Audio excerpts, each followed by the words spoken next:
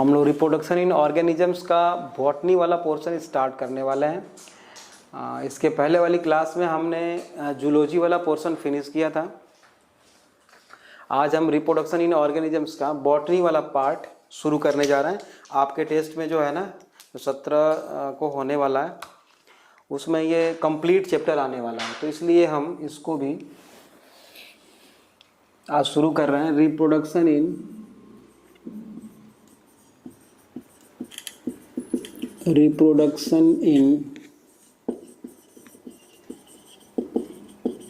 Organisms में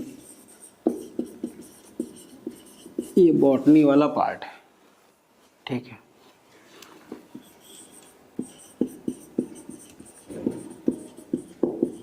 reproduction की definition हम लोग लिख चुके हैं पहले ही, अच्छी तरह से लिख चुके हैं ना, लेकिन एनसीईआरटी में जो लिखा है उसको भी आप लोगों ने पढ़ा ही होगा। जूलॉजी में हमने डेफिनेशन लिखवाई ही थी, फिर से चाहो तो लिख सकते हो आप लोग। It is a biological process, NCERT के अकॉर्डिंग आप डेफिनेशन लिखना चाहो तो लिख लो। It is a biological process in which an organisms gives rise to young ones. Organisms gives rise to young ones in bracket offsprings, bracket close, similar to itself, है ना। अच्छा, लाइफ स्पॉन भी हमने जूलॉजी वाले portion में देखा था। Life spawn क्या होती है? From birth to time period between, from birth to natural death, उस टाइम पीरियड को हम उस इंडिविजुअल का, किसी भी इंडिविजुअल का क्या बोलते हैं? Life spawn. और लाइफ साइकिल किसको बोलते हैं बेटा? किसी भी लाइफ साइकिल किसको बोलते हैं? लाइफ साइकिल किसको बोलते हैं? किसी भी ऑर्गेनिज्म का बर्थ होती है बेटा, उसके बाद क्या होती है बेटा? ग्रोथ होती है, उसके बाद उसकी डेथ हो जाती है। ये है पूरे लाइफ में उसके होने वाले जो इवेंट्स हैं, मेन इवेंट्स हैं, वो हैं birth, growth and after death. इसी को हम लाइफ साइकिल बोलते हैं, ठीक है। इसके अलावा जुवेनाइल फेज, रिप्रोडक्टिव फेज जो होती है, उसको भी हम पढ़ने वाले हैं इसी बॉटनी वाले पोर्शन में, है ना। टाइप ऑफ रिप्रोडक्शन में बेटा हमने देखा था कि asexual and sexual mode of reproduction, दोनों में डिफरेंस भी हमने देखा था कि एसेक्सुअल रिप्रोडक्शन में क्या होता है बेटा? यूजुअली ये जो एसेक्सुअल मोड ऑफ रिप्रोडक्शन होता है वो सिंपलर ऑर्गेनिज्म इसको फॉलो करते हैं। Asexual mode of reproduction, of springs जो बनते हैं बेटा वो क्लोन कहे जाते हैं, क्लोन ऑफ द पेरेंट्स, है ना, प्रोड्यूस्ड बाय सिंगल पेरेंट्स। ये भी है, मतलब इसमें सिंगल पेरेंट इन्वॉल्व होता है, एसेक्सुअल रिप्रोडक्शन में इन्वॉल्वमेंट होती है, और एग्जैक्ट कॉपी होते हैं पेरेंट्स का, इसीलिए हम उनको क्लोन भी बोलते हैं। और जेनेटिकली एंड मॉर्फोलॉजिकली सिमिलर होते हैं offsprings, no variation, no recombination and no evolution. मतलब ये सारा कुछ देख चुके थे हम एसेक्सुअल रिप्रोडक्शन में। सेक्सुअल में होगा ठीक इसी का जस्ट उल्टा होगा, है ना। इसमें वेरिएशन होगा, रिकॉम्बिनेशन होगा, इवोल्यूशन होगा, दो पेरेंट्स इन्वॉल्व होते हैं इसमें, है ना, गैमीट्स बनता है, फर्टिलाइजेशन होता है, ये सब सारी चीज़ें हैं। तो difference between asexual and sexual mode of reproduction हम लोगों ने कई बार पढ़ लिया। अब टाइप ऑफ एसेक्सुअल रिप्रोडक्शन की बात करें, टाइप ऑफ एसेक्सुअल रिप्रोडक्शन की बात करें बेटा, तो इसमें भी पहला आता है fusion. Type of asexual reproduction की बात कर रहे हैं हम, है ना। एसेक्सुअल रिप्रोडक्शन की बात करें, इसकी टाइप की बात, तो पहला आता है बेटा फ्यूजन, जो कि हमने जूलॉजी वाले पोर्शन में देखा था। कैरियोकाइनेसिस फॉलोड बाय साइटोकाइनेसिस को हम फ्यूजन बोलते हैं, ठीक बात है। तो फ्यूजन जो है बेटा, ऐसे बाइनरी फ्यूजन और multiple fusion, mainly binary fusion का एग्जांपल हमने देखा था कहाँ कहाँ देखा था? अमीबा में देखा था, है ना, अमीबा में देखा था, यूग्लिना में देखा था, पैरामीशियम में देखा था। यहाँ पे हम बैक्टीरिया भी लिख सकते हैं। फिजन का एग्जाम्पल बाइनरी फिजन में हम लिख सकते हैं बैक्टीरिया, है ना। दूसरा होता है multiple fission, multiple type of asexual reproduction चल रहा है बेटा, मल्टीपल फिजन। मल्टीपल फिजन में एग्जाम्पल आप लिख सकते हो, कुछ याद है वहाँ पे हमने कौन सा एग्जाम्पल पढ़ा था मल्टीपल फिजन में? प्लाज्मोडियम। तो यहाँ भी प्लाज्मोडियम आप लिख सकते हो, है ना, मल्टीपल फिजन और बाइनरी फिजन, है ना। उसके बाद आता है बेटा फ्रेगमेंटेशन। दूसरा है फ्रेगमेंटेशन, फ्रेगमेंटेशन, है ना। ऑर्गेनिज्म के बॉडी के छोटे से फ्रेगमेंट से एक कंप्लीट ऑर्गेनिज्म का डेवलप होना ही क्या है? फ्रेगमेंटेशन। और ये हम लोगों ने +1 में पढ़ा था। इसका एग्जांपल हम लिख देते हैं यहाँ पे, एक एग्जांपल लाइक स्पाइरोगाइरा, है ना, फ्रेगमेंटेशन, जैसे कि स्पाइरोगाइरा। डिटेल हम नहीं लिखवा रहे क्योंकि आप पहले से जानते हो। उसके बाद है रीजेनरेशन। इसके बारे में डिटेल पढ़ने की ज़रूरत है। रीजेनरेशन क्या होता है? रीजेनरेशन में पहले एक लिखिए, formation of a whole body of an organism, formation of a whole body of an organism, of an organisms from a small fragment, from a small fragment। अच्छा, उसके आगे ब्रैकेट में लिखो, फ्रॉम अ स्मॉल फ्रेगमेंट लिखा है ना आपने, उसके आगे ब्रैकेट में लिखो morphallaxis, मॉर्फोलैक्सिस,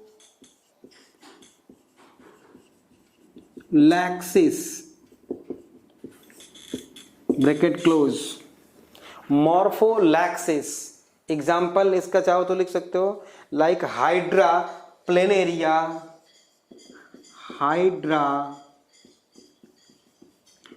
planaria and some sponges, है ना। मॉर्फोलैक्सिस मतलब बॉडी के एक छोटे से फ्रेगमेंट से पूरे होल ऑर्गेनिज्म का डेवलप होना क्या होता है? मॉर्फोलैक्सिस, है ना। और करके लिखो, और दूसरा पॉइंट लिखिए, और the replacement of the lost part, the replacement of the lost part is called epimorphosis, एपीमॉर्फोसिस। मतलब बेटा एपीमॉर्फोसिस और मॉर्फोलैक्सिस में डिफरेंस आपको आना चाहिए, है ना। मॉर्फोलैक्सिस क्या है? कंप्लीट बॉडी डेवलप हो रही है, और एपीमॉर्फोलैक्सिस जैसे छिपकली है, उसको दौड़ा दो, आप उसकी पूंछ कट जाती है, सेपरेट हो जाती है बेटा, फिर से वो रीजनरेट हो जाती है, तो वो क्या है? एपीमॉर्फोलैक्सिस, ठीक है ना। एपीमॉर्फोसिस, एपीमॉर्फोसिस बोलेंगे इसको। अच्छा, नेक्स्ट पॉइंट लिखिए, एक हेडिंग दो बल्कि वैसे या वैसे लिख लो, रिपेरेटिव रीजेनरेशन, रेपेरेटिव रीजेनरेशन। रीजेनरेशन में ही चल रहा है बेटा, है ना, रीजेनरेशन में ही चल रहा है। रिपेरेटिव बहुत ही इंपॉर्टेंट है ये, रिपेरेटिव रीजेनरेशन। रिपेरेटिव रीजेनरेशन क्या होता है? लिखिए, only certain damaged tissue can be, only certain damaged tissues can be regenerated, पूरा कंप्लीट ऑर्गन नहीं, बॉडी पार्ट्स नहीं, थोड़ा सा टिश्यू है ना। Only certain damage tissue can be regenerated, उसको हम क्या बोलेंगे, रिपरेटिव रीजेनरेशन, ठीक बात है। Next restorative,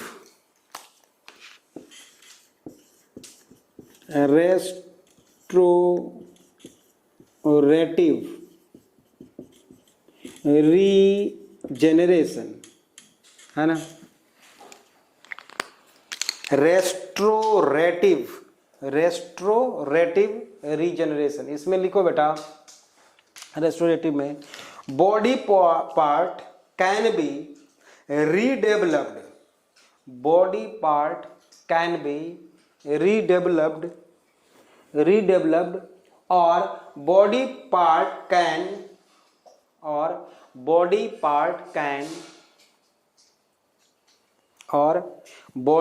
can develop into complete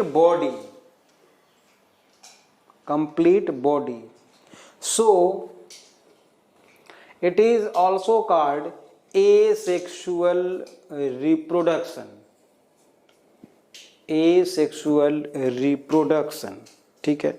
तो ये तो रहा बेटा हमारा रीजनरेशन की बात हमने कर ली कि रीजनरेशन एक्चुअल में होता क्या है, ठीक बात है। अब है बहुत सारे मोड ऑफ एसेक्सुअल रिप्रोडक्शन है, हमने क्या क्या पढ़ लिया अभी, फिजन के बारे में बात कर ली, बडिंग कर लिया, फ्रेगमेंटेशन कर लिया, रीजनरेशन कर लिया। अब नेक्स्ट है बेटा जेम्यूल फॉर्मेशन, नंबर आप लिख रहे होगे जो भी होगा, जेम्यूल फॉर्मेशन, मार्केंसिया में पढ़ा है आपने, जेमा कप है ना, मार्केंसिया में पढ़ा है आपने जेम्यूल फॉर्मेशन।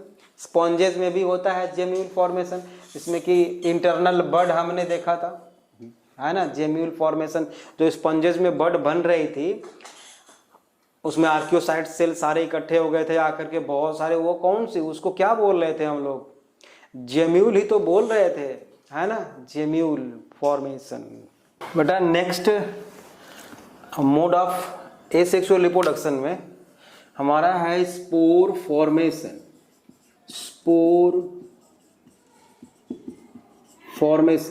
स्पोर फॉर्मेशन में पहला है बेटा जू स्पोर्स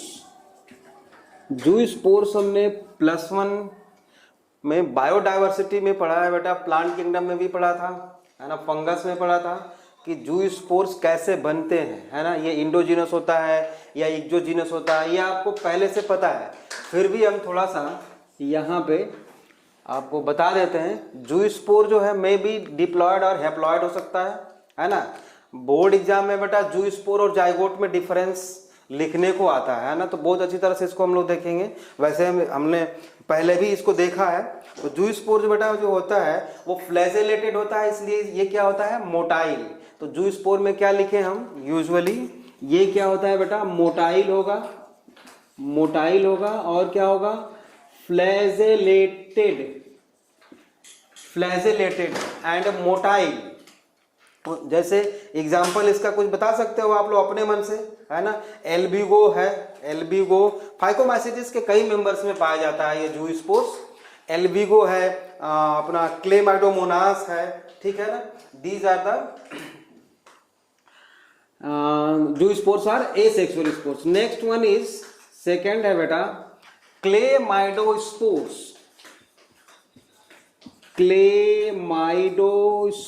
शायद इसका नाम आपने न सुना हो। क्लेमाइडोस्पोर्स एक्चुअली में है क्या बेटा, ये एक हाइफी है, ये हाइफी जो है टूट के स्पोर्स के जैसा बन जाएगा है ना। लिखो क्लेमाइडोस्पोर्स में लिखिए आप लोग, thick walled produced directly from hyphal cells, they are thick walled spores है ना, produced directly from hyphal cell. मतलब एक हाइफल सेल होगी जिसकी वॉल थिक हो जाएगी बेटा और वो कन्वर्ट हो जाएगा स्पोर्स में, उसी को हम लोग क्या बोलेंगे, क्लेमाइडोस्पोर्स। ठीक है, ये अनफेवरेबल कंडीशन से अपने आप को प्रिवेंट करने के लिए ऑर्गेनिज्म ये डेवलप करता है ना। तो ये डेवलप कब होगा बेटा, अनफेवरेबल कंडीशन में ये डेवलप होगा। और ये सेक्सुअल स्पोर है, ये हाइफल सेल है, ये हाइफल सेल है बेटा, थिक वॉल हो जाएगी ऐसे और ऐसे, तो ये हाइफी से प्रोड्यूस हो रहा है, इसलिए इसको क्लेमाइडोस्पोर्स बोलेंगे। ठीक है, एग्जाम्पल लिख लो क्लेमाइडोस्पोर्स का, राइजोपस एगारिकस, जिसको हम मशरूम भी बोलते हैं ना, राइजोपस एगारिकस एक्सेट्रा। ठीक है, next one is conidia, next one is conidia. हमने खूब पढ़ा है फंगी में, एस्कोमाइसीड्स में कोनिडिया खूब बनता है बेटा। कोनिडिया एक्सोजीनस होता है, इंडोजीनस, एक्सोजीनस है ना, एक्सोजीनस होता है बेटा, एक्सोजीनस इन ओरिजिन, बाहरी प्रोड्यूस। जैसे मान लो ये कोनिडियो 4 है, 4 मीन्स ब्रांच, 4 मीन्स ब्रांच, ये कोनिडियो 4 है, इस पे खूब कोनिडिया ऐसे ऐसे लगे हुए हैं, ये है कोनिडिया, है ना, कोनिडिया ऐसे बनता है, हमने फंगस में पढ़ा है। तो कोनिडिया एग्जाम्पल आप लिख सकते हो, पेनिसिलियम लिख सकते हो, कोनिडिया का एग्जाम्पल पेनिसिलियम फंगी में होता है ना, एक्सोजीनस इन ओरिजिन होता है। ये डिस्पर्स बाय विंड, ये जो है हवा से एक से दूसरी जगह डिस्पर्स होता है conidia. Next one is ooidea, next one is ooidea, ये स्पोर है बेटा, ooidea स्पोर है ना, ooidea में लिखिए, in some fungi in bracket agaricus, in some fungi in bracket agaricus the hyphae break up into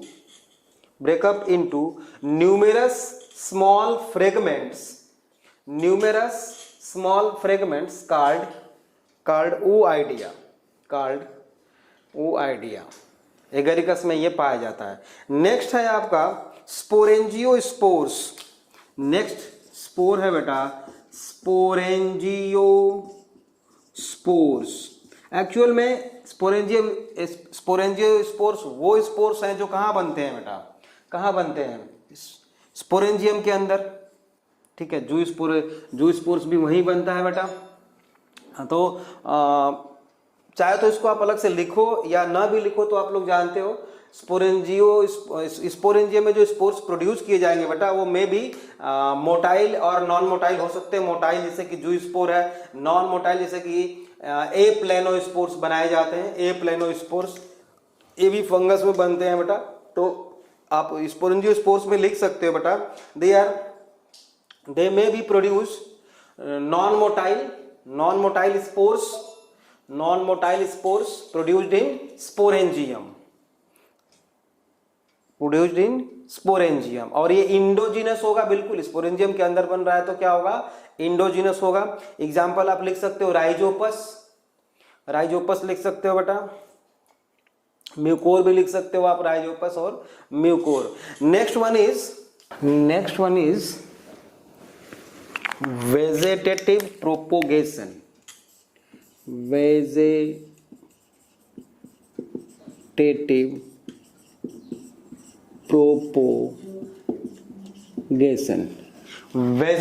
propagation है ना, और वेजेटेटिव रिप्रोडक्शन। बात है कि ये वेजेटेटिव प्रोपोगेशन और इसको हम वेजेटेटिव रिप्रोडक्शन बोल सकते हैं। ये भी actually type of asexual reproduction ही है, लेकिन प्लांट के वेजेटेटिव पार्ट से सीधे दूसरा प्लांट बन जाए तो उसको हम क्या बोलते हैं, वेजेटेटिव प्रोपोगेशन और वेजेटेटिव रिप्रोडक्शन। इसमें प्लांट का वेजेटेटिव पार्ट जैसे कि रूट है, स्टेम है, लीव्स हैं, उससे वो डिवाइड करके या किसी न किसी उसके पार्ट से बेटा नया प्लांट बन जाता है, उसको हम बोलते हैं वेजेटेटिव प्रोपोगेशन। तो इसमें लिखिए, पहला है बाय स्टेम, है ना, जो हम लोग मॉर्फोलॉजी में पढ़ चुके हैं बेटा। पहला है बाय स्टेम। और इसमें भी बेटा पहला मैं लिखूंगा बाई स्टेम में पहला लिखेंगे हम अंडरग्राउंड स्टेम है, फिर एरियल स्टेम है और सब एरियल स्टेम है। तो पहले हम लिख लेते हैं बेटा अंडरग्राउंड, है ना। पहले हम बात करते हैं अंडरग्राउंड स्टेम की। अंडरग्राउंड स्टेम में नंबर 1 लिखिए। हम लोग मॉर्फोलॉजी ऑफ फ्लावरिंग प्लांट में पढ़ चुके हैं। यहाँ पे अगर आपको कोई डाउट हो तो आप मॉर्फोलॉजी ऑफ फ्लावरिंग प्लांट का जो चैप्टर निकाल के उसको एक बार पढ़ लेना। वैसे जरूरत उसकी नहीं पड़ेगी बेटा, यहाँ पे सिर्फ और सिर्फ हम एग्जाम्पल याद करेंगे, है ना। तो पहला लिखिए अंडरग्राउंड स्टेम में पहला है बेटा राइजोम। नंबर 1 है बेटा राइजोम। तो राइजोम का एग्जाम्पल होगा बेटा टर्मरिक। एग्जाम्पल लिखिए आप, टर्मरिक, जिंजर, है ना, टर्मरिक, जिंजर। ये अंडरग्राउंड स्टेम होते हैं बेटा, जो इस फूड को स्टोर कर लेते हैं और फेवरेबल कंडीशन आने पे इसमें इसकी बड जो है जर्मिनेट करती है और न्यू प्लांट ग्रो कर जाता है वहाँ पे, राइजोम। तो आपको यहाँ पे सिर्फ राइजोम याद रखना है और इसका एग्जाम्पल याद रखना है। दूसरा है बेटा कॉम, है ना, COR, कॉम्स। इसमें इसका एग्जाम्पल लिखिए, कॉम का एग्जाम्पल लिखो आप, ए मॉर्फोफैलस, जिसको जमीकंद भी बोलते हैं, ए मॉर्फोफैलस, जिसको जमीकंद या जमीन कंद, कुछ भी, जमीकंद, क्योंकि जमीन के अंदर होता है, जमीन कंद या जमीकंद, बात एक ही है। ए मॉर्फोफैलस, ठीक है। Colocasia, colocasia, these are the example of corms, ठीक है। Next one is bulb. Bulb का एग्जाम्पल ऑनियन, गार्लिक, ये सब है ना, सारे एग्जाम्पल्स हैं। बल्ब का एग्जाम्पल है ऑनियन, गार्लिक, ये भी अंडरग्राउंड कंडेंस्ड शूट होता है ना। अब है स्टेम ट्यूबर। नेक्स्ट है स्टेम ट्यूबर। स्टेम ट्यूबर का एग्जाम्पल बेटा दुनिया जानती है, स्टेम ट्यूबर बहुत आसान होता है, जैसे कि पोटैटो। तो पोटैटो में बेटा ये देखो, ये पोटैटो मैंने बना दिया। यहाँ पे हमने ये कुछ इस तरह का बर्ड लाइक स्ट्रक्चर बनाया, इसको हम क्या बोलते हैं, आइज बोलते हैं। एक्चुअल में है क्या बेटा, नोड है। और हम जानते हैं बेटा presence of node and inter node is the characteristic feature of stem. Presence of node and inter node. तो ये जो आंखें जिसको हमने लिखा है आईज, इसके बीच का स्पेस क्या बता रहा है बेटा, इंटर नोड। और ये क्या किसको रिप्रेजेंट कर रहा है, नोड को। तो नोड और इंटर नोड है इसमें, इसका मतलब क्या होगा, ये स्टेम का मॉडिफिकेशन है, ठीक बात है, स्टेम का। और इसको अगर और मैग्नीफाई कर दे बेटा इस आइज को, तो यहाँ पे हम देखते हैं बेटा ये जो है स्केली लीप्स होती हैं, स्केली लीप्स होती हैं, और इनके बीच, स्केली लीप्स के बीच में ये बड है। तो ये बड को हम क्या बोलेंगे, एक्सिलरी बड, है ना, एक्सिलरी बड। तो एक्सिलरी बड प्लस स्केली लीव्स मिलके क्या बनाती हैं, नोड या आइज, ठीक है। तो यहाँ से जो रूट निकलता है बेटा, या यहाँ से जो रूट एराइज होता है, यहाँ भी बना दिया मैंने। ये कौन सा रूट है, एडवेंटिशियस रूट्स, ठीक बात है। तो ट्यूबर, स्टेम ट्यूबर आपको समझ में आ गया। स्टेम ट्यूबर का एग्जाम्पल मैंने क्या बताया, पोटैटो, है ना। अच्छा, दूसरा है बेटा शक्कर। इसके बाद है शक्कर, शकर्स। स्टेम की मॉडिफिकेशन होती है, अंडरग्राउंड स्टेम की मॉडिफिकेशन होती है। ये भी हमने मॉर्फोलॉजी ऑफ फ्लावरिंग प्लांट्स में पढ़ा था +1 में। एग्जाम्पल लिख लो, क्राइसेंथेमम मिंट, है ना, क्राइसेंथेमम मिंट। अब है बेटा sub aerial, aerial modification of stem, है ना, सब एरियल, सब एरियल मॉडिफिकेशन, ये बी हो जाएगा। अभी हमने अंडरग्राउंड मॉडिफिकेशन पढ़ा, अब सब एरियल मॉडिफिकेशन पढ़ रहे हैं। सब एरियल मॉडिफिकेशन बेटा तीन है। कौन कौन सा है बेटा? Stolon, morphology of flowering plant, फिर वही बात है, स्टोलोन नाम सुना होगा आप लोगों ने, याद तो सबको होगा बेटा ये स्टोलोन, रनर और ऑफसेट्स। ऑफसेट्स ये एक्वेटिक प्लांट में पाया जाता है, रनर और स्टोलन। एग्जाम्पल लिखिए सीधे इसका, रनर का, स्टोलन का एग्जाम्पल लिखो, स्ट्रॉबेरी, वैलिसनेरिया, एक्सेट्रा। रनर का एग्जाम्पल तो बेटा फेमस एग्जाम्पल कौन सा है? दूब घास जिसको बोलते हैं, लॉन ग्रास, है ना, दूब घास, या उसका बॉटेनिकल नेम है लॉन ग्रास का साइनेडॉन या साइडॉन, CYDON, साइडॉन, लॉन ग्रास रनर का एग्जाम्पल है बेटा। और ऑफसेट का एग्जाम्पल तो ये भी पॉपुलर है, कई बार इसको पढ़ा है आपने, याद होना चाहिए आपको, याद बिल्कुल होना चाहिए। इकॉर्निया या water hyacinth, terror of Bengal, ठीक है। अगर एक बड़ा सा पॉन्ड है बेटा, एक बड़ा सा पॉन्ड है, इसमें एक इकॉर्निया प्लांट को हमने डाल दिया ना, 6 महीने में ये वेजिटेटिवली थ्रू ऑफसेट प्रोपोगेट करके बेटा पूरे पॉन्ड को भर देगा, और क्या हो जाएगा, ऑक्सीजन का एक्सचेंज बंद कर देगा ये, मतलब इतना कवर डेंसली पैक्ड हो जाएगा ये, ऐसे कि बाहर की ऑक्सीजन तो अंदर आ नहीं पाएगी, और ये जो ऑक्सीजन प्रोड्यूस करेगा वो बाहर चली जाएगी। तो जो एक्वेटिक एनिमल्स हैं ना इसमें रहने वाले, उनके लिए ऑक्सीजन की अवेलेबिलिटी बिल्कुल कम हो जाएगी, तो उनकी डेथ हो जाती है, ठीक है ना। तो इस इकॉर्निया के बारे में हम बहुत अच्छी तरह से इकोलॉजी में पढ़ने वाले हैं, जो लास्ट यूनिट है +2 की, है ना, वहाँ भी बहुत अच्छी तरह से पढ़ेंगे। वैसे भी आप पहले से जानते हो, इकॉर्निया कोई नई चीज़ नहीं बता रहा हूँ मैं, इकॉर्निया वाटर हैसिंथ ऑफसेट के थ्रू प्रोपोगेट करती है। तो ये तो हो गया बेटा sub aerial modification of stem या vegetative propagation by sub aerial stem, ये समझ में आ गया आपको।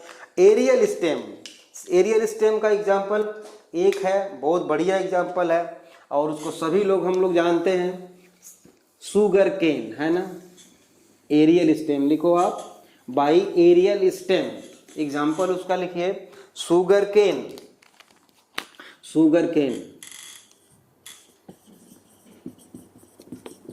केन में बेटा ये है सुगर केन, यहाँ पे इसका ये नोड है, गांठ जैसा कुछ दिखता है, ये नोड है बेटा, और स्पेस बिटवीन 2 नोड, इसको हम इंटर नोड बोलते हैं। यहाँ से इसे काट दें हम, और इसको शो कर दें बेटा वो अगर सॉयल में, तो इस नोड से, नोड के पास बड होती है, इस बड में, बड क्या होगी, बड जैसे जर्मिनेट करके न्यू प्लांट ऐसे ग्रो कर जाएगा, बना लेगा न्यू प्लांट। तो एरियल स्टेम में, मतलब aerial part of the plant है ये, शुगर केन का क्या है, एरियल पार्ट है ये प्लांट का, ये वेजिटेटिवली प्रोपोगेट करके बेटा न्यू प्लांट ये बना लेता है, ठीक बात है। अब इसके बाद आता है बेटा बल्बिल्स, है ना, स्टेम खत्म, अब है दूसरा मॉडिफिकेशन या दूसरा vegetative propagation, bulbils. Second one is bulbils. Bulb और बल्बिल्स दोनों में डिफरेंस है बेटा, है ना। अभी हमने बल्ब में लिखा था गार्लिक एंड ऑनियन, दोनों लिखा था। अब बल्बिल में लिखो, बल्बिल में it is multicellular fleshy birds,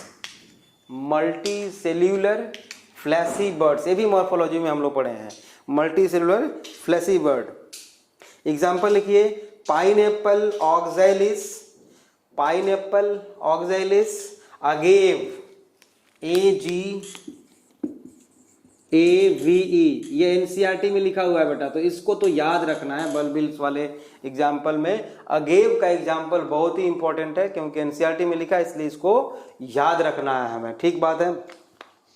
next लिखिए, नेक्स्ट लिखो बेटा turions. Third one is turions. ये टूरियंस क्या होता है बेटा? टूरियंस नाम सुना है कभी आपने? लिख लो फिर बताते हैं हम। It is detached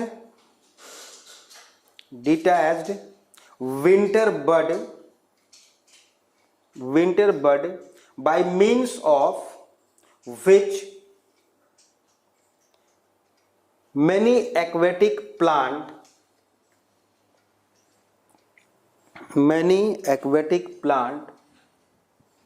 save them, है ना, अपने को सेव कर पाते हैं ये विंटर। अच्छा एक नाम है इनको हम विंटर बर्ड भी बोलते हैं। टूरियंस को हम क्या बोलते हैं बेटा? Winter bird. कैसे? ये बेटा एक्वेटिक प्लांट है, ठीक है, यहाँ पे कुछ फूड स्टोर होगा, फूड स्टोर हो जाएगा बेटा, और ये बर्ड में कन्वर्ट हो जाएगी, डिटैच होगा और वाटर में फ्लोट करता रहेगा ऐसे, ठीक। फेवरेबल कंडीशन आने पे ये ग्रो करके न्यू प्लांट बना लेगा, उसी को हम टूरियन बोलते हैं। टूरियन एक्चुअल में है क्या बेटा? टूरियंस एक्चुअल में है क्या? विंटर बर्ड है, एक्वेटिक प्लांट्स में पाया जाता है ना, फूड स्टोर कर लेता है और उसके बाद प्लांट से डिटैच हो जाता है, फ्लोट करता रहता है। फेवरेबल कंडीशन आने पे ये न्यू प्लांट्स बना लेता है, ठीक है ना, प्लांट से डिटैच हो जाता है, ठीक है। नेक्स्ट लिखिए, नेक्स्ट लिखो आप। अच्छा इसका एग्जाम्पल चाहो तो लिख लो, यूट्रिकुलेरिया। एग्जाम्पल इसका लिखना चाहो तो लिख लो, यूट्रिकुलेरिया, यूट्रिकुलेरिया। नेक्स्ट है बेटा by roots, vegetative propagation by roots. ये सब हम लोग पढ़ चुके हैं, इसलिए थोड़ा सा हम स्पीड चल रहे हैं यहाँ पे। By roots, vegetative propagation by roots. Root वाले में दो तरह के रूट्स पाए जाते हैं बेटा। एक पाया जाता है फ्लैशी रूट्स,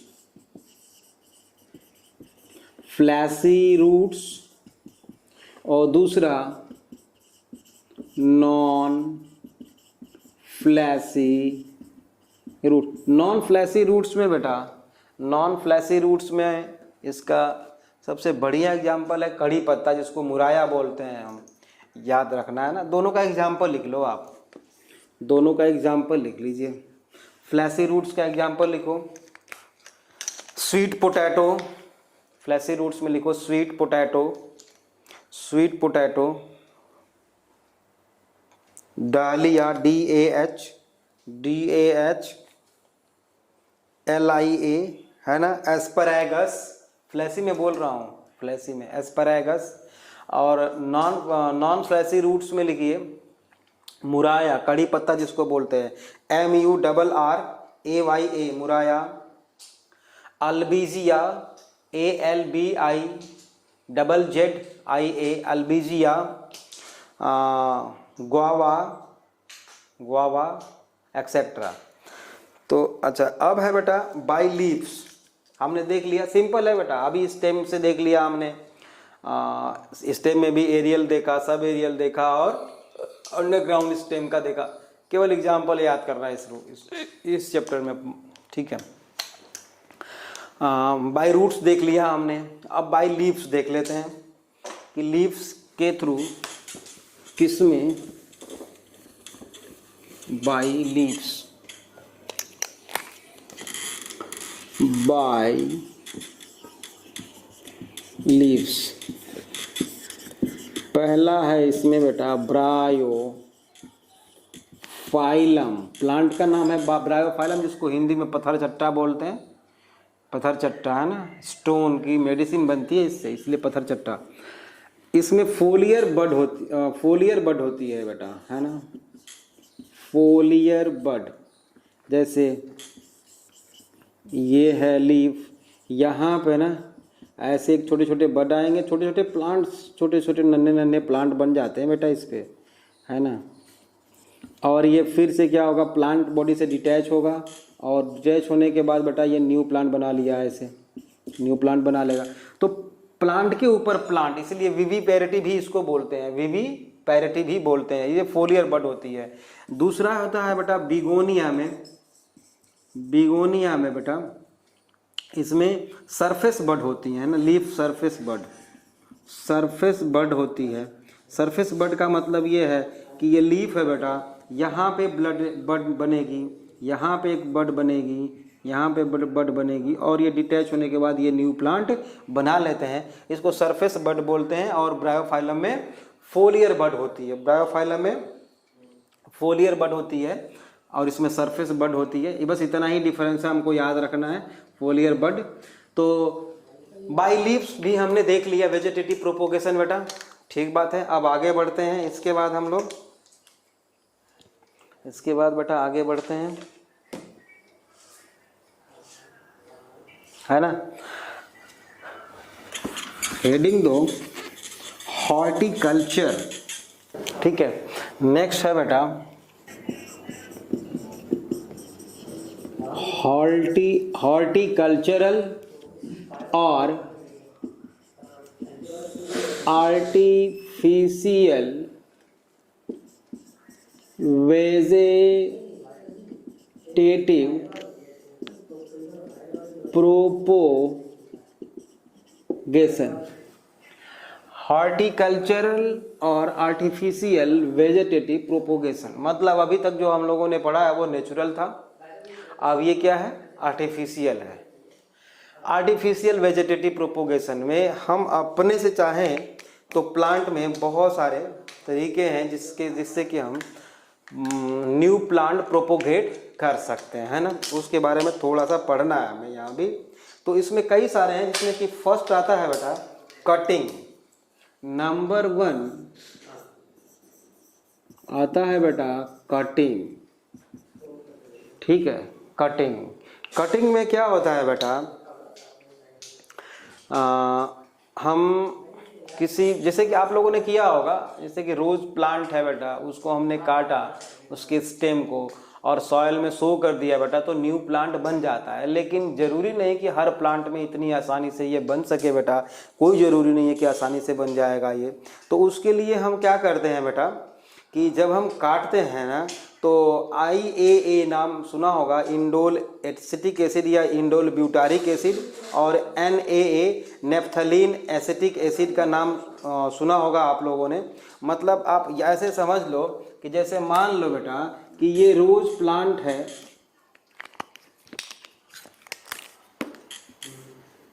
ये रोज प्लांट है बेटा, ये इसकी स्टेम है और यहाँ से एक छोटे छोटे ब्रांच है, फ्लावर है, फ्रूट है, लीव्स है। मैंने तो 1-2 लीफ बना दिया यहाँ पे ऐसे, ठीक है। हमने मान लो यहाँ से इसको काट दिया बेटा, और ज़रूरी नहीं कि हम अगर सॉइल में इसको सो करें तो यहाँ से रूट निकल आएगी। तो उसके लिए हम क्या करते हैं बेटा,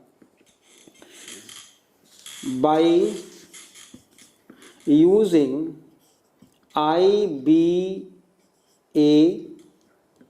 and NAA naphthalene and acetic acid and indole butyric acid, इन दोनों को बेटा, इन दोनों प्लांट हार्मोन से इसको ट्रीट कर देते हैं, ठीक है। ट्रीट करने के, क्यों ट्रीट करते हैं, फॉर इनिशिएशन ऑफ रूट्स। मतलब अगर इस हार्मोन से इसको ट्रीट कर दे बेटा तो रूट्स जल्दी से राइज कर जाएंगे इसके स्टेम से और प्लांट जो है प्रोपोगेट कर जाएगा। ठीक बात है, सिंपल सी बात है, कटिंग है ये। अच्छा, अब इसके बाद बेटा leaf cutting, stem cutting and root cutting किस में करते हैं ये हमें देखना है। तो लीफ कटिंग है, लीफ नंबर 1, लीफ कटिंग किस में करते हैं उसका एग्जाम्पल बस लिख लो, स्नेक प्लांट, है ना। यहाँ पे लिखो snake plant, snake plant and begonia या बेगनोनिया। स्नेक प्लांट एंड बेगनोनिया, ये प्लांट का नाम है। इसमें हम लीफ कटिंग के थ्रू आर्टिफिशियली वेजिटेटिव प्रोपोगेट कर सकते हैं। एग्जाम्पल आपको याद रखना है बेटा। दूसरा है स्टेम कटिंग। स्टेम कटिंग जैसे कि लेमन में बेटा हम स्टेम कटिंग करते हैं।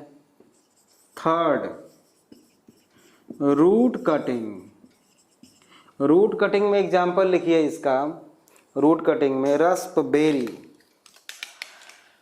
रूट कटिंग में क्या लिखोगे आप? रास्पबेरी। स्टेम कटिंग लेमन, और भी बहुत सारे एग्जाम्पल्स हो सकते हैं, लेकिन जितना जरूरी है उतना मैं लिखवा रहा हूँ। वैसे आप याद करने लोगों तो बहुत सारा है जो याद करना है, लेकिन मैं जितना एग्जाम्पल लिखवा रहा हूँ उतना याद हो जाए तो बहुत है आपके लिए, सफिशियंट है वो।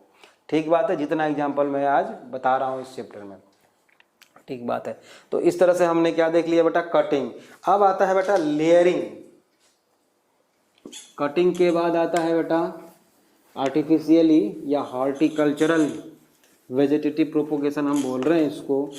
दूसरा आता है बेटा, second one is layering. Layering 9th में खूब पढ़ा है बच्चों आप लोगों ने, लेयरिंग, है ना। अब इसमें लेयरिंग में भी नंबर 1 है। लेयरिंग में भी बेटा फर्स्ट आता है आपका सिंपल लेयरिंग। सिंपल लेयरिंग का एग्जाम्पल पहले लिख लो फिर बताते हैं। सिंपल लेयरिंग करते हैं बेटा हम किसमें? जैस्मीन एंड चेरी, है ना। सिंपल लेयरिंग कैसे करते हैं भाई?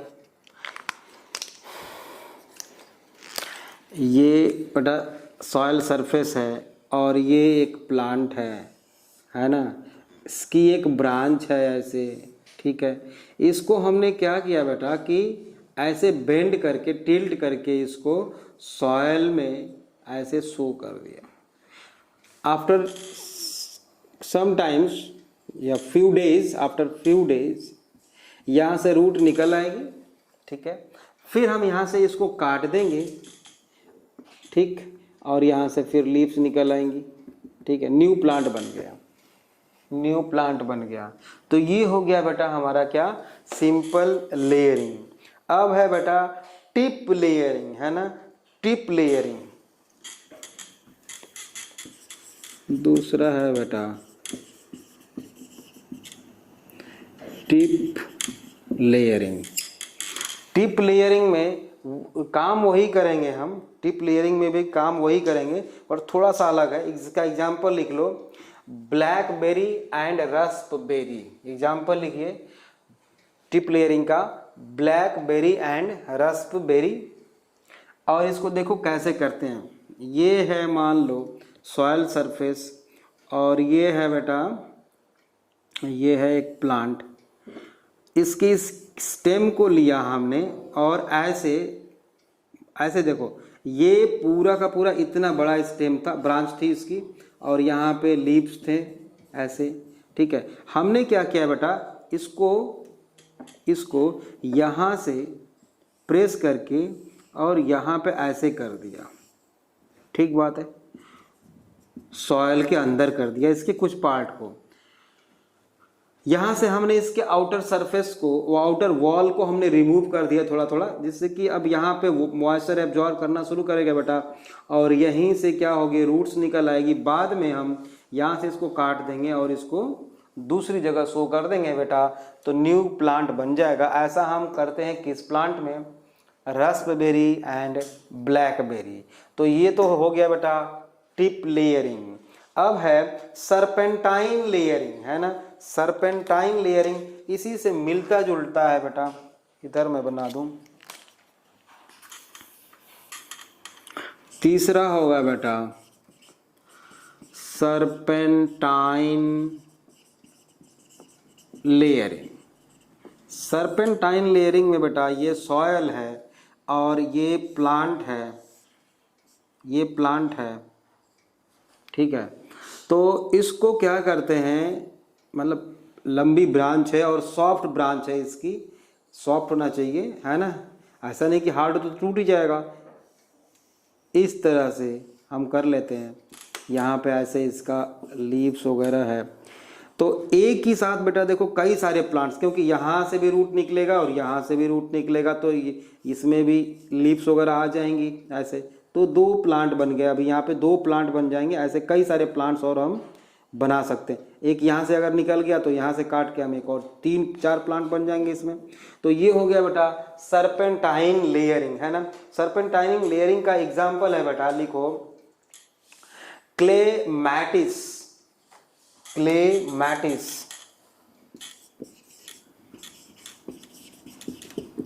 क्लेमैटिस, क्लेमैटिस एग्जाम्पल है इसका सर्पेंटाइन लेयरिंग का। माउंड लेयरिंग नेक्स्ट है, माउंड लेयरिंग। 4th होगा बेटा माउंड लेयरिंग। माउंट लेयरिंग बहुत ही आसान है, इन समूह से तो आसान ही है। माउंट लेयरिंग में क्या करते हैं बेटा कि एक प्लांट है, ये है मान लो प्लांट ऐसा, ठीक, इसको क्या करते हैं कि यहाँ से काट देते हैं ना, यहाँ से। तो मान लो ये इसका एक ऊपर वाला जो ये वाला जो पोर्शन है बेटा वो किसी तरह से डैमेज हो गया है, डैमेज हो गया है। तो फिर इसको नेक्स्ट दूसरी जगह सॉइल में ऐसे सो कर देंगे, तो यहाँ से उसमें लीव्स वगैरह निकल आएंगी। इसको बोलते हैं हम माउंड लेयरिंग। माउंड लेयरिंग का एग्जांपल लिखो एप्पल, है ना। माउंट लेयरिंग का एग्जांपल लिखो एप्पल। इस पे सॉइल रख दिया हमने ऐसे, या कंपोस्ट रख दिया यहाँ पे, तो वहाँ पे रूट्स निकल आए या लीव्स निकल आएंगी। मतलब वो डैमेज होने वाले प्लांट्स को हमने सेव कर लिया, डैमेज होने वाले प्लांट को हमने सेव कर लिया। तो ये माउंट लेयरिंग हो गया बेटा। और एक जो है फेमस लेयरिंग है, आप जानते हो, गूटी बनाना, जो बहुत ही आसान है। गूटी और उसको एयर लेयरिंग भी बोलते हैं।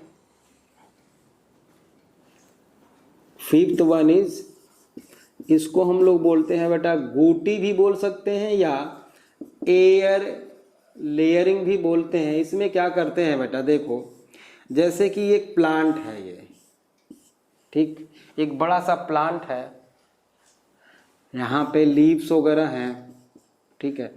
हम क्या करते हैं, इसके ऊपर वाले लेयर को रिमूव कर दिया। ये स्टेम की थिकनेस है इतनी मान लो, तो ऊपर वाले लेयर को हमने रिमूव किया और यहाँ पे सॉइल प्लस कंपोस्ट या मैन्योर वगैरह रख के और एक कपड़े से, कॉटन के कपड़े से इसको हमने कवर अप कर दिया, मॉइस्चर दे दिया थोड़ा बेटा।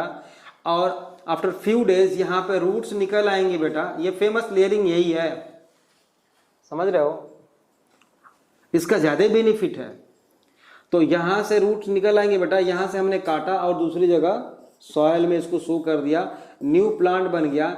इस तरह के लेयरिंग में होगा क्या बेटा कि प्लांट की पहले किसी भी प्लांट के लाइफ साइकिल में स्टार्टिंग में आता है बेटा juvenile phase, after that maturing phase, reproductive phase, है ना, और फिर सेनेसेंस फेज, आफ्टर दैट उसकी डेथ हो जाती है प्लांट्स की। तो इसमें क्या है बेटा, जुवेनाइल फेज को हमने स्किप कर दिया। तो जैसे ही इसको सॉइल में सो करेंगे यहाँ से निकाल के यहाँ पे, तो तुरंत वो उसमें फ्रूटिंग स्टार्ट हो जाएगी, उसी सेशन से उसमें फ्रूटिंग स्टार्ट हो जाएगी। ये बेनिफिट है इसमें। यही फेमस जो है हॉर्टिकल्चर का मेथड है, लेयरिंग का मेथड है ना, लेयरिंग। तो मुझे लगता है लेयरिंग आपको अच्छी तरह से समझ में आ गया बेटा। अब हम चलते हैं बेटा ग्राफ्टिंग के तरफ। ग्राफ्टिंग, है ना, ग्राफ्टिंग। नेक्स्ट वन इज बेटा ग्राफ्टिंग। नेक्स्ट जो मेथड है बेटा वो है ग्राफ्टिंग। तो ग्राफ्टिंग में एक्चुअली होता क्या है, पहले तो ये देख लें कि ग्राफ्टिंग में क्या है। मान लो बेटा कि ये कोई ए स्पीसीज का प्लांट, करते किसके, ये एक प्लांट है जो ए स्पीसीज का है, इसकी स्पीसीज का नाम हमने दे दिया ए। और ये एक दूसरा प्लांट है, ये एक दूसरा प्लांट है बेटा, ये है जो यहाँ पे पाया जाता है, स्पीसीज बी है। लेकिन हुआ क्या है बेटा कि ये जो प्लांट है ये मान लो साउथ में पाया जाता है और ये प्लांट जो है वो पाया जाता है हरियाणा में। तो ये जो प्लांट है इसके लिए यहाँ पे का जो क्लाइमेट है वो सूट नहीं करेगा। इस प्लांट को हम अगर यहाँ ग्रो करना चाहें तो नहीं होता। फिर क्या करेंगे कि इसको यहाँ से काटा, छोटा प्लांट है तब, ऐसा नहीं कि बड़ा, ठीक है, और इसको यहाँ से काट दिया और इसको यहाँ पे लाके इसको हमने जोड़ दिया भाई, ठीक है, ऐसा, ठीक है, ये प्लांट जुड़ गया। तो ऐप जॉब तो यहाँ से कर रहा है, ये करता रहेगा, ये इसके लिए तो कंडीशन बढ़िया है, यहाँ पे सूट कर रहा है, इसलिए तो इसको कुछ नहीं होगा। और ये जो है इससे अपना जितने भी वाटर एंड मिनरल्स है वो एब्जॉर्ब करने लगेगा।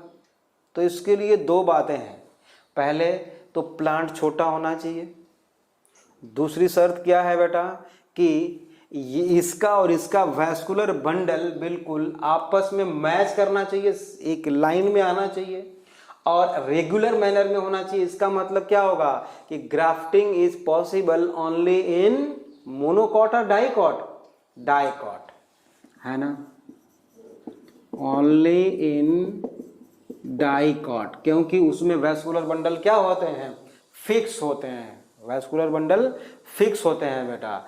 अच्छा, ये जो लेयर के ऊपर से रखते हैं बेटा, इसको हम बोलते हैं सियॉन, SCION, और इसी को हम बोलते हैं क्या, ग्राफ्ट। सियॉन बोलते हैं या इसी को हम ग्राफ्ट बोलते हैं, और दूसरे वाले को क्या बोलते हैं बेटा, नीचे वाले को स्टॉक, स्टॉक बोलते हैं इसको, ठीक है, या बेस भी बोल सकते हैं इसको, स्टॉक और बेस। सियान किसको बोलते हैं आपको समझ में आ गया, और स्टॉक किसको बोलते हैं ये समझ में आ गया आपको। अच्छा, ये जो है ऐसा नहीं है कि ऐसे सीधा काटेंगे और ले आके रख देंगे ना, ऐसे रुकेगा भी तो नहीं रुकेगा। तो इसका एक पर्टिकुलर मैनर है जिससे कि हम इसको काटते हैं। तो चलो टाइप देख लेते हैं इसकी। सियान और ग्राफ्ट तो समझ में आ गया आपको, एक प्लांट को दूसरे प्लांट से जोड़ देना, सियान, और ग्राफ्ट तो समझ में, स्टॉक तो समझ में आ गया आपको, या बेस। इसमें पहला है वेज ग्राफ्टिंग, वेज ग्राफ्टिंग पहला है बेटा। वेज ग्राफ्टिंग में क्या है बेटा कि जो स्टॉक होगा वो ये है स्टॉक, ऐसे ट्रायंगुलर हमने उसमें ऐसे ट्रायंगुलर एक रीजन में कोन शेप्ड हमने ग्रुप बनाया है, और इसके ऊपर सियॉन जो दूसरा प्लांट है वो इस तरह से ले आके इसको इसके ऊपर हम रख देंगे। ये सियान हो गया और ये स्टॉक हो गया, या इसको हम लोग ग्राफ्ट बोलेंगे। इस तरह का अगर हम कॉम्बिनेशन जो इस तरह से जोड़ते हैं अगर, तो उसको क्या बोलेंगे हम, वेज ग्राफ्टिंग बोलेंगे, वेज ग्राफ्टिंग, ठीक है। दूसरा है बेटा टंग ग्राफ्टिंग, दूसरा है टंग ग्राफ्टिंग। टंग ग्राफ्टिंग में ये मान लो ये स्टॉक है तो ऐसा, इसको ऐसा काट दिया हमने और इसके ऊपर ले आके सियान को हमने ऐसे रखा, तो ये हो गया बेटा टंग ग्राफ्टिंग, टंग ग्राफ्टिंग है ना, टंग ग्राफ्टिंग। उसके बाद है क्राउन ग्राफ्टिंग, क्राउन ग्राफ्टिंग, ये ग्राफ्टिंग की टाइप है सारा। क्राउन ग्राफ्टिंग में क्या करते हैं बेटा कि ये मान लो बेस है, या बेस बोलेंगे या इसको क्या बोलेंगे, स्टॉक बोलेंगे ना, और ये सियॉन है, ठीक है। तो ये मान लो बेस है, इसका स्टॉक है, तो इसमें छोटे छोटे ग्रुप बना देते हैं ऐसे, ठीक है, ऐसे बना देते हैं, एक यहाँ भी बना दिया ऐसा, ऐसे ग्रुप बना दिए। और इसमें क्या करेंगे, इन छोटे छोटे ग्रुप्स में क्या करेंगे, दूसरे प्लांट को ले आके ऐसे शो कर देंगे, जैसे सॉइल में शो करते हैं ना, उसी तरह से इसमें शो कर देंगे। तो ये हो जाएगा क्या बेटा, क्राउन ग्राफ्टिंग। मतलब दूसरा वाला प्लांट कुछ जो सियान होगा, एक ही में कई सारे आ गए ना, ऐसे एक ही में कई सारे आ गए ऐसे। तो ये हो गया बेटा सियान और ये हो गया स्टॉक, ठीक है। इसको बोलेंगे हम क्राउन ग्राफ्टिंग। क्राउन ग्राफ्टिंग, आपको सिर्फ ग्राफ्टिंग याद रहे तो काम चल जाएगा, ये तो हम ऐसे बता दे रहे हैं। कई तरह का होता है, कभी कभी पूछ देता है, इसलिए इसको सारे पढ़ना जरूरी है। नेक्स्ट है बेटा आपका साइड ग्राफ्टिंग। साइड ग्राफ्टिंग में क्या करेंगे कि जो स्टॉक है वो इस तरह से है बेटा, स्टॉक है वो इस तरह से है, और यहाँ पे हमने क्या कर दिया, एक ग्रुप बना दिया ऐसे, और इसमें ला के सियान को जोड़ दिया हमने ऐसा। तो ये क्या हो गया बेटा, side grafting. Side grafting, side grafting हो गया ये, ठीक है ना। अब एक है अप्रोच ग्राफ्टिंग। अप्रोच ग्राफ्टिंग में क्या करेंगे बेटा, दो प्लांट्स को हम लोग जोड़ देते हैं, है ना। मतलब ऐसे समझ लो आप कि दो हमने पॉटेड प्लांट लिया, गमले में रखा हुआ प्लांट एक ये है, एक ये गमले में रखा हुआ प्लांट है, इसमें का प्लांट ये है बेटा ऐसा, है ना, इसकी एक ब्रांच है ऐसे ऐसे इसमें है, ठीक है। और ये भी एक पॉटेड प्लांट है, इसमें भी इधर एक प्लांट है बेटा, इसका एक ब्रांच ये है। तो हमने इन दोनों को जोड़ दिया और यहाँ पे दोनों की थोड़ा थोड़ा ग्रुप हटा के आउटर लेयर, और यहाँ पे इसको हमने जोड़ दिया, देख लो ऐसा। यहाँ से रूट निकल आएंगी। अब इन दोनों में जिस किसी को भी हमें चाहिए वो उसको, इसको चाहिए तो यहाँ से, नहीं तो इसको चाहिए तो यहाँ से काट के दूसरी जगह हम शो कर सकते हैं और वो नया प्लांट बन जाएगा, है ना। इसको बोलते हैं बेटा अप्रोच ग्राफ्टिंग। इसको बोलते हैं अप्रोच ग्राफ्टिंग। अप्रोच ग्राफ्टिंग ये देखा होगा आप लोगों ने इस तरह का। वैसे बेटा आप लोगों को सिर्फ और सिर्फ ग्राफ्टिंग का मतलब आना चाहिए, सियान और स्टॉक आना चाहिए समझ में कि ये क्या चीज़ है। बाकी इसकी टाइप अगर भूल भी जाओ तो कोई बात नहीं है, बट ये तो याद होना चाहिए आपको, ठीक बात है। तो आप लोगों को ग्राफ्टिंग समझ में आ गया होगा।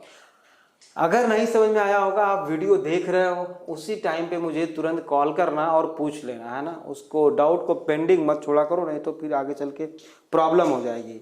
नेक्स्ट है बेटा एक और है इसमें बड ग्राफ्टिंग, है ना, ठीक है। एक और है इसमें बेटा ग्राफ्टिंग में ही एक और ग्राफ्टिंग है, मैं भूल रहा था, इसको भी बता ही दूं। बड ग्राफ्टिंग। बड ग्राफ्टिंग में क्या है, ध्यान से देखना थोड़ा। ये हम इसमें एक स्टॉक हमने ऐसे लिया है, ये स्टॉक है, मतलब कि बेस है इसका, ये बेस है। इस बेस में हमने क्या किया है बेटा, यहाँ थोड़ा सा ग्रुप बना दिया हमने, और इस ग्रुप में किसी दूसरे प्लांट का बेटा हमने यहाँ पे बड मतलब meristematic tissue with bark, bud with bark मतलब ये क्या है, बड विद बार्क। और बार्क क्या है आप जानते हो, एनाटॉमी ऑफ फ्लावरिंग प्लांट में पढ़े हो। बड विद बार्क के साथ हम यहाँ पे रख दिए, और यहाँ पे मॉइस्चर हमने दे दिया बेटा, मॉइस्चर दे दिया इसमें, ठीक है। आफ्टर सम टाइम्स इसी में बड के हेल्प से बेटा, ये ऐसा हमने किया क्यों बेटा, क्योंकि ये जर्मिनेट नहीं कर सकता ना सॉइल में, इसीलिए हमने इसमें जर्मिनेट कराया। इजीली वो एब्जॉर्ब कर लेगा न्यूट्रिएंट्स और मिनरल्स। तो ये जो हमारा स्टॉक था बेटा, सॉरी हाँ स्टॉक था, उसमें ये जो बड थी बेटा, इसमें ये जो बड थी इसमें छोटे छोटे लीव्स बाहर निकल आएंगे और धीरे धीरे करके ये नया प्लांट बन जाएगा। तो इसको हम बोलते हैं बड ग्राफ्टिंग। एप्पल में करते हैं ये काम, है ना, एप्पल में करते हैं। और भी कई सारे एग्जाम्पल हैं, रोज में भी हो सकता है इस तरह का, है ना, एप्पल रोज में कर सकते हैं हम। तो this is all about grafting. Grafting के बारे में हम लोगों ने पढ़ लिया। अब बेटा है माइक्रो प्रोपोगेशन, है ना, माइक्रो प्रोपोगेशन, माइक्रो प्रोपोगेशन, ठीक है। या हम ऐसा करते हैं, इसको हम नेक्स्ट क्लास में पढ़ते हैं बेटा, माइक्रो प्रोपोगेशन को टिश्यू कल्चर जिसको बोलते हैं, है ना। तो कल हम पढ़ेंगे बेटा माइक्रो प्रोपोगेशन। मुझे लगता है 1 या 2 दिन में आपका ये चैप्टर समाप्त हो जाएगा, मतलब संडे तक के टेस्ट के लिए हो जाएगा हमारा, ठीक है। ओके बच्चों, थैंक यू।